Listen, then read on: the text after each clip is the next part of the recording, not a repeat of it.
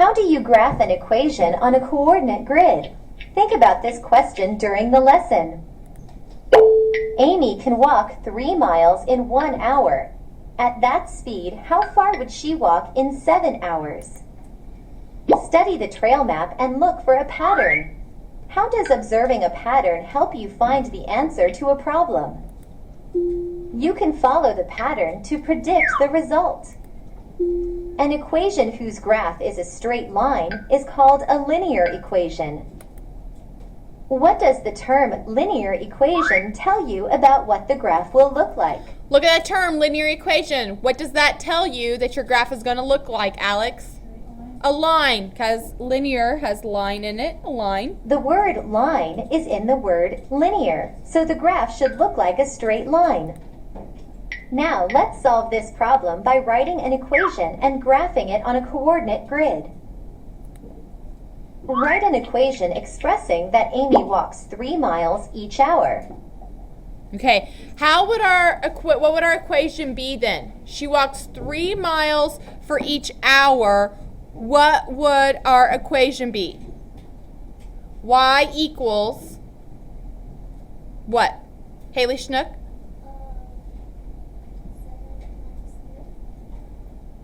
Well, that'll work to find the answer, but we need an overall equation, an overall formula. So if she walks for 20 hours, I can figure out how many miles she walks. If she walks for 80 hours, I can figure out how many miles she walks. We did equations in the past, so you should all be able to have your hand up and give me an answer. Y equals, what equation, what rule could we use to solve for any number of hours we put in there? Whether we put 3, 7, 5, 20, 5,000. Brendan? Okay. Y equals, he said x times 3, or that's the same as 3x. Y equals 3x. And if we do that, y equals 3x, then no matter where x is the number of hours, and we said y is your number of miles, okay? And so no matter what value we put in for x, we're going to get an answer for y of how many miles she walks. So that would make sense. If we put 2 in for x, she walks 2 hours, she gets 6 miles for y. And then look what you have then. You have an x and a y. You have an ordered pair. Okay? If we put 2 in for x, 3 times 2 is 6. We're going to get 6 for y. There's an ordered pair. What you're going to do with those ordered pairs, and what the video is going to show, is then you're going to take these 3 ordered pairs and you're going to plot them on a grid. And then it should make a straight line. Now, what happens if Brendan picks 2 for x and I pick 16 for x? Okay? Are we still going to get a straight line? Are we still? Yes, we're following the same formula. Even if we choose different numbers, we are getting different points that lie on that same line. Okay? So if you end up with a point here and a point here and then a point here, you've made a mistake somewhere, because that's not a line. Okay? Your 3 points are going to flow in a straight line.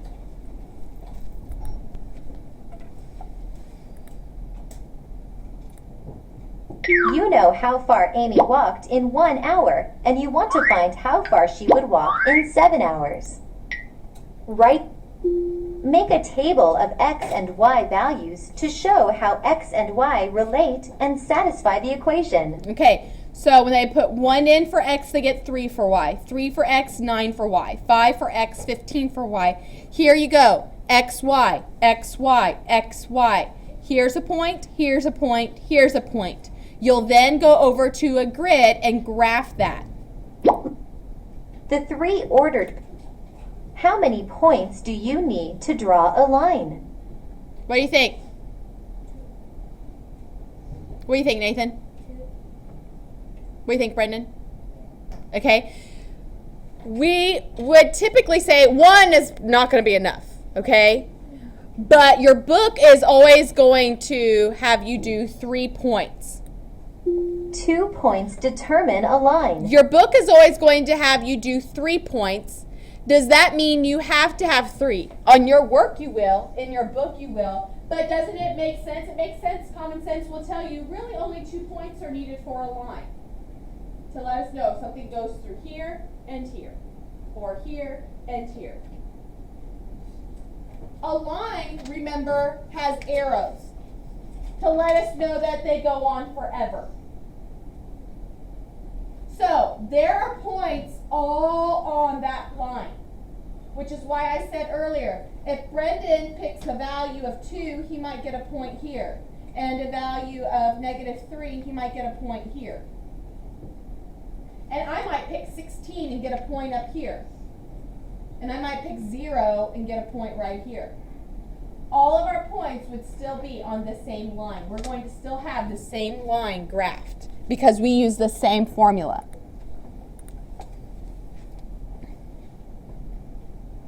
You need to check whether all 3 points are on the same line. That's why the book has you do 3 points, okay? If I just do 2 points though, if I made a mistake, am I going to know it? Look, if I just do 2 points, I get a point here and a point here. Oh, there's a line. Oh, there's a line. But if I would have done 3 points, I may have got one over here. Oh, I made a mistake. Okay? That's why they want you to do 3 points, to ensure that all 3 are on that line, that you have not made a mistake anywhere. So technically it only takes 2 points, but to be sure, you do 3. And even as you get on How to do you higher know levels what of math, numbers to put in the 3. chart for miles? You can use any 3 numbers that would be reasonable for the problem and easy to graph. Can you put in negative numbers for your x? Can you put in negative numbers for your x? Why not? Sure. Sure you can. Yep. Do you have to? No. But is it okay to put in a negative number? Yes. Yep, because think of a grid. You have positives and negatives on there. So they plotted their 3 Order points. pairs and connect the points to graph the equation.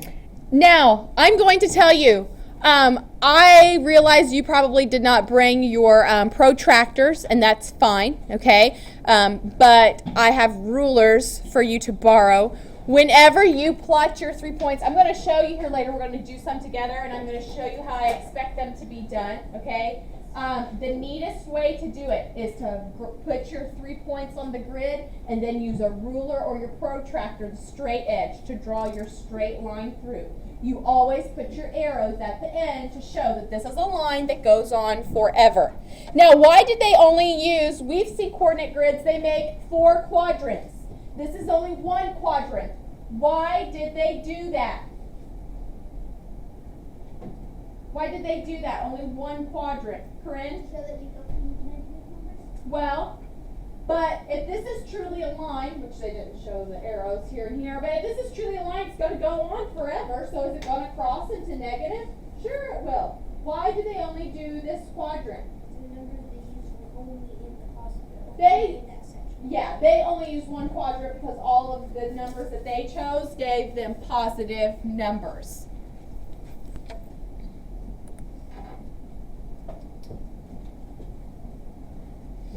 So Extend the line in both directions until it crosses the axis and extends to the top of the coordinate grid. Looking at the graph, how can you tell how far Amy walked in 4 hours? well, 4 hours, it does not have a dot plotted on it, a point plotted, but I can be able to see. In 4 hours, I keep going, because this says hours. I go to where it crosses, I hit the line, oh, she walked 12 miles. In 6 hours, I keep going till I get to the line, oh, 18 miles. Make a point where 4 hours and the line meet. The point 0, 0 is on the graph. Does this make sense in the problem? Think of our original equation. If you put 0 in for x, do you get 0 for y? Yes, yes. So yes, that works. Yes, this makes sense because if no time has passed, she has not gone anywhere yet. The y value when x equals 7 shows that Amy walked 21 miles. Now you know how to graph an equation on a coordinate grid. All right, so does everyone have a coordinate grid drawn on your graph paper? Okay. Now, you might say, Mrs. Temple, now this doesn't have any numbers on it either. You're right, it doesn't, but we really don't need it to. We can count. We know that the origin is what point? 0, 0. Do I need to write it on there? No, no. I know that this is 1, this is 2, this is 3. I know this is -1, this is -2, this is -3. So I really don't need the numbers on there. Okay? I'm looking at the guided practice number 1. The directions say, for 1 through 4, find the values of y when x equals 2, 4, and 6. Then name the ordered pairs. It does not say that we have to graph for these directions. I say that we have to graph because later on in the directions it does say that you have to graph. Okay? So I'm doing this so you know how I'd like to see your work done. Okay? So it gives the equation. Let's do, y equals x plus 3. Y equals x plus 3. That's the equation that they give us. I just wrote it on my paper here.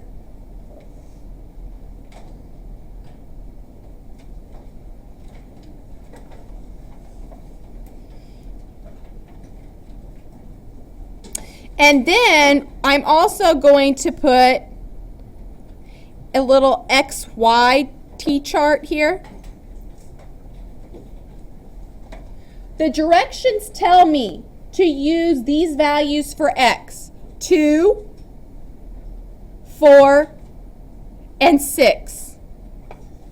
I didn't get to pick my numbers. They told me what numbers. They said I need to solve for y, so I need to put these values in. When x is 2, 4, and 6, I need to figure out what y is. So when x is 2, we're going to get what for y? 5. When x is 4, we get, when x is 6, we get 9. And I'm going to then come to the side and write it as an ordered pair. 2, 5, 4, 7, 6, 9. Oops. There's my 3 ordered pairs. Those are my 3 points that I now need to plot, okay? So remember, and even maybe you forget on your graph, we can do this. This horizontal right here axis is the x or y? X, so I'm going to put a little x there. And the up and down is y. The vertical is y. This side is positive. This side is negative. This up here is positive. This up here is down here is negative. Okay? So I'm going, my x is first, always first. So I'm going positive 2. So I go from the origin to the right 2. And then up positive 5. 1, 2, 3, 4, 5. And I plot a point right there.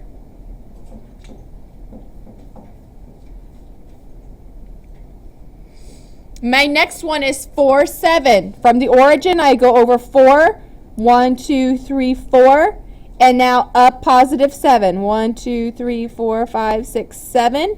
And I plot a point there. My last one is 6, 9. To the right, positive 6. 1, 2, 3, 4, 5, 6. And then up 9. Ooh, I may not have put my grid at a good spot. 1, 2, 3, 4, 5, 6, 7, 8, 9. All 3 of your points should be in a line to show you did not make a mistake. Now I take my straight edge and I put it through all 3 points to show that they're connected. And I draw my line and put an arrow.